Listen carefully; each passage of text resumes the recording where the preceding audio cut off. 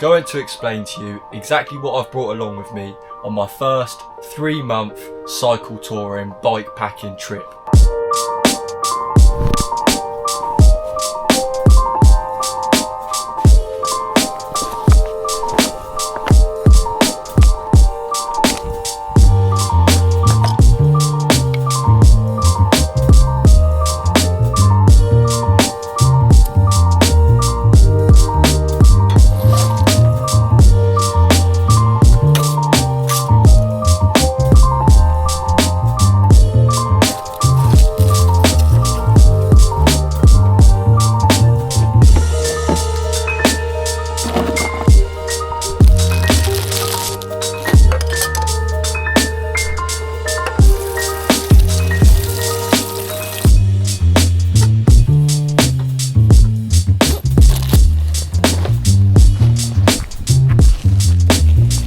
Well, wasn't that a sorrowful attempt at breakfast? I burnt my finger. I basically had to sand the frying pan down in order to get the food off. And I had 2 plain bits of bread with 2 eggs. But anyway, now that's out of the way, today I want to do something a little bit different. I kind of just want a bit of like a headspace whilst I'm cycling today. So I thought, how can I get a video done without filming my process all the way? Obviously, England are playing tonight. Could I do a video based on England playing? But I might be watching it in a bar at the next campsite I go to. I can't really make a video in there. Do I just make a basic video where I just say, here I am, this is what I'm doing, this is what I'm doing? But no, I thought, do you know what? I want to repack everything, right?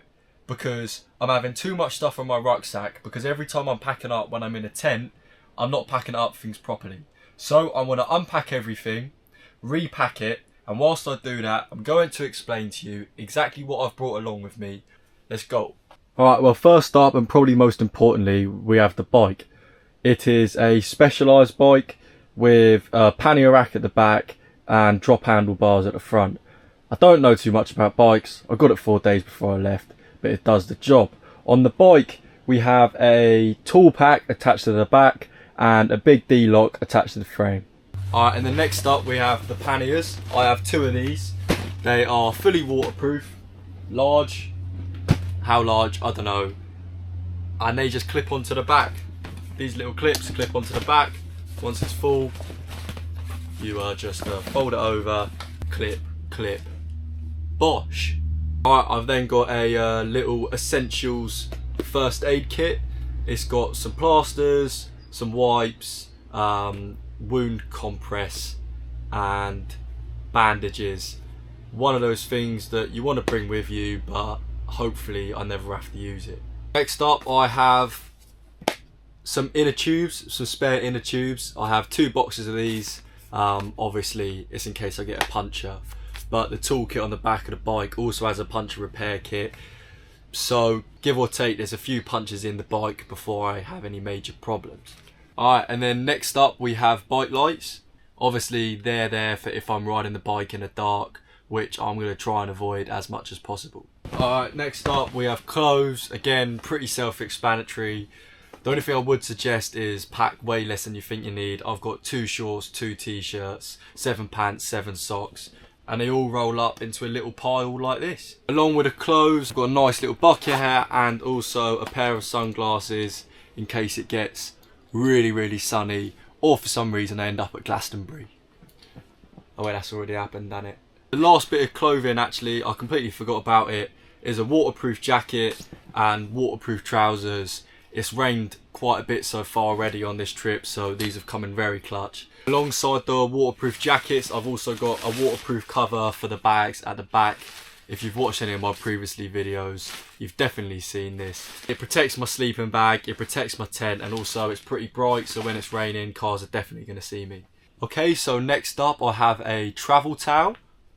The difference between a travel towel and a normal towel is that a travel towel is made out of a different material, which means it's lighter and dries quicker. I've then got a pair of sliders. These are ideal for when I get to the campsite and I can't be bothered to keep putting my shoes on and off, on and off. Also, they're waterproof and dry pretty quick, which is handy. I've then got my wash bag. This contains stuff like bug spray, toothbrush, hair comb, etc. Next up we have the sleeping mat. It's not overly comfortable, but you can blow it up in about 10 puffs. It is extremely light, it packs very small, and there's a built-in pillow. After that we got the cooking kit. I mean, this one again couldn't be more self-explanatory. You saw me use it this morning. Alright, yeah, not very well, but you've got a pot, a frying pan, 2 lids, and also got a spork in there, a lighter, and 2 cups, and a little scouring pad to clean up. Then for the heat for cooking, I've got a little gas canister, whatever it is, with a little attachment that screws on top. The flames come out of there. You sit your pot and pan on top, and it boils water in about 2 minutes, so it's pretty good. The only reason I didn't use it this morning is because where I'm staying there was their own separate cooker.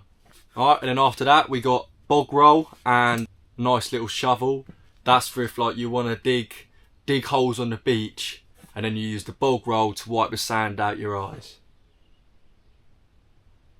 Honestly. Alright, I've then got some water bottles, although I need to improve this system because this one has to go on my back and this one is too small to fit in the cup holder on my bike. So the next time I approach a bike shop, I'm definitely going to get a bottle specific for bikes, and I'll probably get 2 of them, have 2 mounted to my bike, which means I can get rid of this and this. But this one's more of an emergency. This one is what I'm using for daily use. I've then got some bin liners in case things get wet. I can chuck them in there, chuck them in the bag, and it means nothing else around it gets wet. I've then got 2 books, something to read before I go to bed, and then something to read when I'm chilling out. I've got 7 Habits of Highly Effective People, and then of course the Bible. After that, I've got a little bag of all the electronic stuff I need. It's got everything I need to edit videos. If you wanted to see exactly what I need to edit videos, I can make a separate video on that. It's also got like the adapters, some cables, stuff on my camera like the chest mount I wore this morning, and it's also got a head torch in there. But all the things I've just mentioned all go in the pannier bags except some of the snacks and the water. Then attached to the top I've got a sleeping bag and a tent. This is a 2-man tent. How you're supposed to fit 2 people in there, I have no idea, but it's alright for me and my stuff. And then I attach them to the back of the bike using this, a bungee cord. Well, I have 2 of them, but bungee cords. Alright, and then I've got a rucksack. Ideally I wouldn't have this rucksack, I'd have 2 little bags at the front, but I didn't think that I would need all the space when I actually do.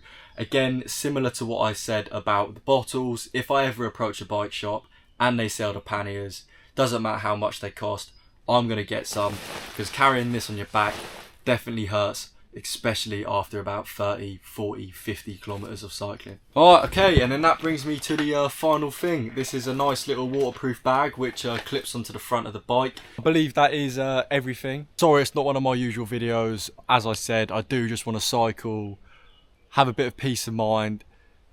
It was a bit of a long night, didn't sleep very well despite being in the beautiful TP. Anyway, I've now got a 35-kilometer bike ride to the next campsite, in which hopefully there's a TV, Wi-Fi, meaning I can watch England versus Spain in the final of the Euros. Come on, England!